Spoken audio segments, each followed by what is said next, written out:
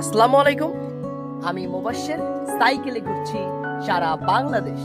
সাইকেলে সারা বাংলাদেশ ভ্রমণের আজ আমার 107তম দিন। আর 107তম দিনে চলে আসলাম বাংলাদেশের দিনাজপুরের এই নবাবগঞ্জ উপজেলার গোলাপগঞ্জ ইউনিয়নের বাসটে গ্রাম। তো সামনেই এটা হচ্ছে আশুরার বিল। সো এই বিলের ওই পারে গতকাল ছিলাম, আজকে এই পারে চলে আসলাম। সো এখানে দেখতেই পাচ্ছেন আমার সামনে এই এলাকার ছোট ছোট কয়েকজন ছেলে এখানে মাছ ধরেছে।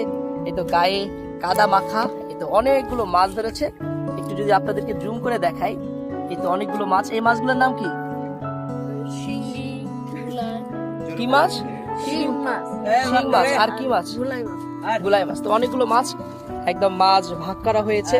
তো সবাই এখন মাছ নিয়ে বাসার উদ্দেশ্যে রওনা হয়েছে। এই ছোট ছোট মোমেন্টস গুলো সত্যি অন্যরকম, এগুলো দেখেই হ্যাপিনেস কাজ করে।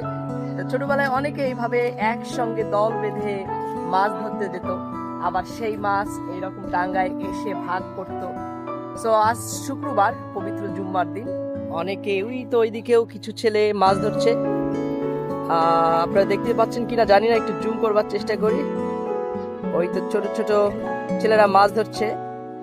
আর 10x এ দেখার চেষ্টা করি ওই পাড়টাতে, এই তো পানার ভিতরে বাচ্চারা মাছ ধরছে।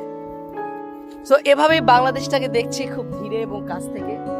বাংলাদেশের সৌন্দর্য, বাংলার প্রকৃতি, পরিবেশ সবকিছু কাছ থেকে দেখার সৌভাগ্য হচ্ছে। সো ভ্রমণ মানে আমার কাছে শুধু যে দর্শনীয় স্থান ভ্রমণ এমন না। ভ্রমণ মানে বাংলার মানুষের সঙ্গে মিশে যাওয়া, বাংলার প্রকৃতির সঙ্গে মিশে যাওয়া। সো ভ্রমণ মানে বাংলার এক প্রান্ত থেকে আরেক প্রান্ত খুব কাছ থেকে দেখা। আমার কাছে এটাই মনে হয়। খুব ধীরে দেখছি।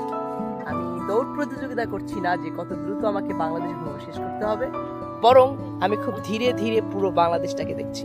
সো এই ভাই আমাকে অনেক জোরাজুরি করছিল, ভাই প্লিজ আমাদের গ্রামে আসেন, আমাদের গ্রামটা ভিজিট করেন।